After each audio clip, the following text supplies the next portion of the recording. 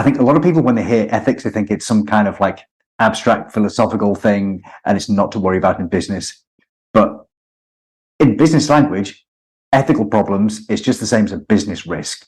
Absolutely the same thing. So when you surface it to your manager, maybe they don't care to hear about ethical problems.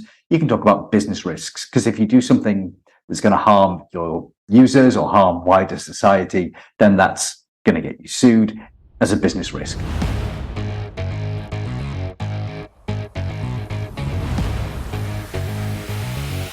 Good morning, good afternoon, or good evening, depending on where you're listening. Welcome back to AI and the Future of Work. Thanks again for making this one of the most downloaded podcasts about the future of work. As always, I'm your host, Dan Turchin, CEO of PeopleRain, the AI platform for IT and HR employee service. I'm also an investor and an advisor to more than 30 AI-first companies and a firm believer in the power of technology to make humans better. We learn from AI thought leaders weekly on this show. And of course, the added bonus, you get one AI fun fact each week. Today's fun fact: AI legends, including Yoshua Bengio and Jeffrey Hinton, published a paper titled Managing AI Risks in an Era of Rapid Progress that is one of the most actionable, rational summaries of the state of AI risks I've seen. And I've seen a lot. In it, they propose, among other things, that owners of frontier models dedicate at least a third of their AI R&D budget to safety. They also propose a global registry to ensure visibility into new and versioned models that could at some point gain superhuman powers. While we hear much saber rattling from politicians and vendors looking to avoid being regulated, we rarely get this kind of insight into the minds of those most responsible for the current AI revolution. It's a short paper. I encourage you to read it end to end. As always, we'll link to the full article in today's show notes. Now, shifting to this week's conversation. Today's guest is the co-host of the popular DataFramed podcast, published by the team at DataCamp. Richie Cotton and his co-host Adel have published more than 150 episodes with some amazing guests. I'm a fan of the podcast and have been excited about meeting at least half of the dynamic duo for quite some time. By day, Richie's a data evangelist for DataCamp and a data scientist by training. He helps train DataCamp students and has been an instrumental part of the company's success.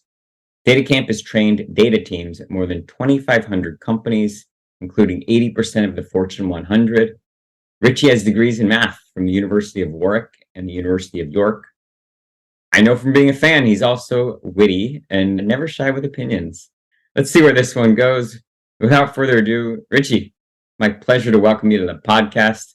Let's get started by having you share a bit more about your background and how you got into this space. Hi, Dan. Thank you for having me on the show. I'm really excited to be here. And that paper you mentioned to sound like that is definitely going to be an interesting read. Yeah, so my background, like you said, I'm from a data science background. I started off doing chemical health and safety data science, and then I moved into debt collection data science and then proteomics data science. So I've been around in a few different industries.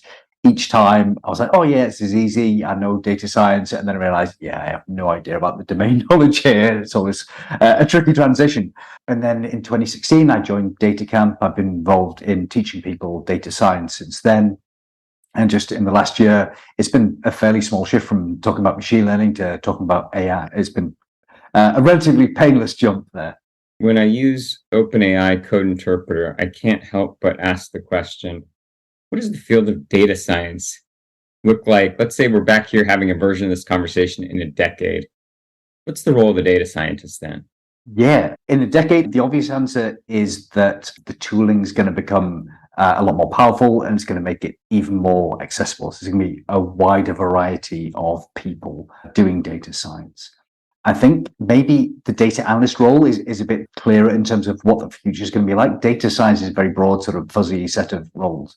But with data analysis, you have a lot of people who are trying to crunch the numbers on a database. It's a pretty well-defined problem. So they're writing a lot of SQL code at the moment. And because SQL is a fairly simple language and it's been around since the 1970s, and you've got hundreds of millions of people doing this, it turns out that AI is really good at writing SQL code in a lot of cases. So that means things like knowing syntax is not as important as it was. But because AI doesn't always get the right answer. For example, if you've got a very large database with thousands of tables, or you've got thousands of fields within a table, that means that quite often your large language model, whether it's GPT or something else, it can't find the right bit of the database, and it gives you a wrong answer. So you need to be able to read the code, even if you can't write it yourself. You need to be able to read and understand it in order to make sure you've got the right answer. And also, I think a lot of it's going to be about reviewing code to make sure it's correct, and also turning that sort of little scrappy code that the LLM writes into something that's production ready.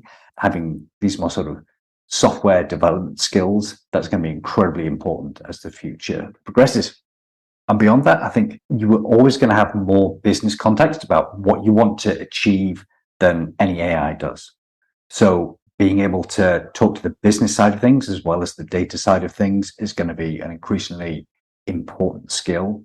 I know a lot of companies already have things like analytics translator roles where you're halfway in between the world of data and business, and I think that's going to grow as an occupation. To that point about speaking to the business, there's this cliche in the world of data science that manipulating the data is going to become a commodity, but knowing the right questions to ask of the data will always require humans.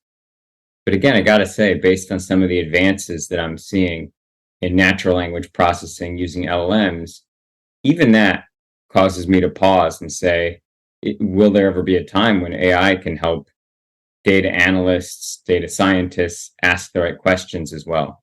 Yeah, absolutely. And I think even already, if you're solving a common or business problem, then the questions are already out there. So you can just go into ChatGPT or whatever and say, make me a list of 50 questions on this particular topic. And most of them will be not quite what you wanted to ask, or maybe a little bit irrelevant, but hopefully just reading those questions is going to give you enough inspiration in order to be able to ask the question that you really wanted to ask. Of course, there's always peculiarities with any business. If it's something that involves a bit of office politics, so a common example of this is something like marketing attribution. Your user bought something, why did they buy it? What have they clicked on? And normally it's like someone bought DataCamp and they previously listened to the DataFramed podcast. I'm like, yeah, it should be 100% attribution to the media team. No one else agrees. And then you get all these sort of arguments about how should this be calculated. And it's one of those things where there are so many different ways of calculating marketing attribution that you're probably going to end up with several different versions stored away in your database because you want to know how they compare. You want to be able to recreate old analyses. And AI is never going to have as much business context about why you've got 7 different versions of this calculation in your database and which one should be used in any given situation. So you're always going to know more about this than the AI does. I don't think that's ever going to completely be replaced. You're talking to a bunch of aspiring data scientists, whatever that term will mean in the future. And it's a little bit of a nerdy question, but hey, look, you're an expert here, so I got to ask. This ongoing debate about Python versus R versus potentially new alternatives, what do you feel like are the most valuable skills for a data scientist to learn in terms of technical tools? Sure, yeah. My background is in the R community. I spent many years writing R code and learned Python more recently. In fact, I learned Python using DataCamp. Yeah, I'm bilingual in that respect. Before that, I'd used MATLAB and I've played around with Julia more recently. I think all these tools are pretty great. They're all good enough for most purposes, unless you've got specific requirements about, I need to use this particular packet, this library, or I have performance requirements. All these languages are going to be fine for most day-to-day stuff. You use whatever your colleagues use because it's easier for a company to maintain code that's in a single language rather than multiple languages. Is the Python community much larger for data science versus R? Yeah, so at the moment, the Python community is the biggest data science community, and I think R number 2, and after that is between MATLAB and SAS. Actually, probably Excel is the biggest data analysis community, at least in the world, but it's a slightly different beast. It's more focused on the business intelligence stuff. But for data science, yeah, Python is the biggest community. In terms of the code, what should you learn? What we've seen on DataCamp is that for our B2C users, so people who are individuals wanting to progress their career, almost everyone chooses either Python or SQL to learn first these days. On the B2B side, it's a much bigger split. So you have a lot more R users because programming languages have a much longer life cycle in the enterprise than they do for personal projects. So Python's still the biggest, but we have a lot more R users in the enterprise compared to individuals. I referenced in the fun fact the paper published by Yoshua Bengio, Jeffrey Hinton, with a lot of co-authors as well, or co-signers. And it talks about the important role of AI safety.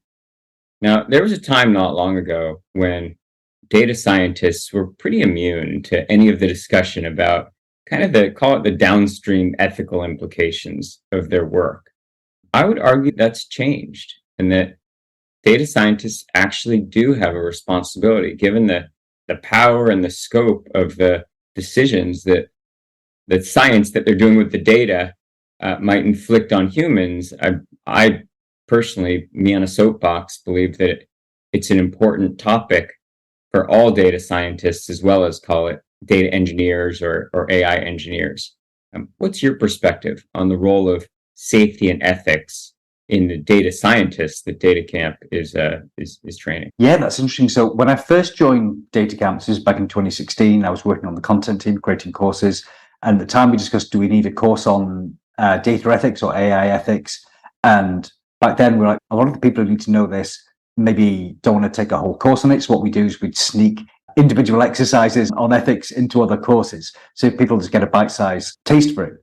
But actually, what's happened more recently is people have got interested in the ethics. And so we have created courses on data ethics and on AI ethics, so they're available for anyone to take. And they're pretty popular courses as well. So I think there is an increasing awareness that this is an important part of your skill set as a data professional. And even if you're not a data scientist, everyone uses data, they interact with AI in some capacity. So I think it's important to have at least a basic understanding of what data ethics are and what AI ethics are, even if you don't have data or AI in your job title. But if I'm taking the side of, let's say, a curmudgeonly data scientist, I might say, look, the data is the data. I get it from some source, and the outcomes are determined by my business requirement. I'm just doing the work that I was told to do. And yes, there may be bias inherent in the data, and there could even be downstream impacts based on the decisions, based on how I've manipulated the data. But I'm an innocent person in the middle. Is that fair for data scientists to plead ignorance? If the data science spots an ethical problem, then they should surface it to either the project manager or whoever's in charge. Because I think a lot of people, when they hear ethics, they think it's some kind of like abstract philosophical thing and it's not to worry about in business. But in business language, ethical problems is just the same as a business risk. Absolutely the same thing. So when you surface it to your manager, maybe they don't care to hear about ethical problems. You can talk about business risks, because if you do something that's going to harm your users or harm wider society, then that's going to get you sued as a business risk. And so talking about it in that business language, that's a really great way to get those problems noticed. I think one of the problems is that everybody that touches the data or the outcome can credibly claim that they're not the problem, right? The owner of the data says, hey, it's just the data. We collected it. It's just going to replicate human bias, but we didn't create the bias, right? And the data scientist says, I was just told to manipulate it. And then the owner of the outcome says, hey, the data scientist created this black box magic, and I'm gonna rely on the output based on the requirements I gave the data scientist. Who in that value chain is ultimately accountable for the outcomes? Sure. So if you talk about who gets sued, usually it's going to be like the company who has created the AI product, and then they're going to try and pass the buck, sue whoever else was involved. In terms of who should be accountable, first of all, everyone in the chain should try and make it easy for other people in the chain to do things responsibly or ethically. So, for example, if you've collected a data set and you're providing it for other people to use, you should make it clear what a good and bad use case is for this data set. Just an example. So I was recently talking to Joy Boylan-Weeney on the DataFramed podcast, and she's done a lot of research into ethics of computer vision. as you're saying, a lot of the data sets on used for face detection, they're trained on a very sort of limited subset of global population, which is they tend to skew male, they tend to skew towards white people. And that means that if you're a black woman, then face detection software doesn't work as well. And in this case, if you've collected such a data set, you just need to be clear on what are the different subsets of the population. So when is this going to work? If want to do face detection on white men, then it's fine. If you're trying to make some face detection software for a global population, it's probably not going to work very well at all. So just making it easy for the next person in the chain to understand, is this an appropriate use case or not, is very helpful. And then, of course, if you receive data, you're a data scientist receiving data, you need to check the data set and see is it suitable for your use case. I know Dr. Joy listens to the podcast. You have an open invitation to join me. I would love to unpack some of these themes. Her work has come up in multiple conversations, and I'm glad you brought that up. So the conversations about the ethics of AI and to some extent data science have extended even to include those hyperscalers that host the models that are developed by the vendors that are overseen by the data scientists. Does everybody have some role in accountability? For example, a hyperscaler, Amazon or Azure, do they have some obligation to not publish or host some kind of model that's likely to potentially inflict some harm or create some bias? Ultimately, where does the accountability end? Sure. I think it does depend a lot on what sort of harm is going to be caused. You do need to think about what are the specific impacts. So if it's like, hey, this is an AI for, I don't know, controlling nuclear power stations, and it's not very accurate, then probably Amazon shouldn't be hosting this sort of thing. If it's something with a slightly more mundane impact, I don't know, something like, you think about like Instagram, like photo filters, the consequences of that being bad or not working is pretty low stakes, and who cares if they're hosting or not. But I guess we're talking about cases where there are sort of serious problems either to users or to wider society. And in this case, yeah, everyone throughout the chain needs to be thinking, if this model goes wrong, there's some kind of downside, then that's a risk to me because I'm probably going to get sued, particularly in the US, which is like fairly litigious. You need to think about what are the consequences. It's a tricky conversation. In the United States, we have a thing called Section 230, which basically absolves the platform owner of responsibility for any kind of content that's published on their platform. For example, the newspaper press might own the paper mill or the paper, but it doesn't mean that they have to take ownership or be accountable for everything that gets printed on that paper. A town square, or the town crier, what happens to be in the headlines that they shout in the middle of the town square, they're not necessarily responsible for, they're just sharing the headlines. Roll that back all the way to DataCamp.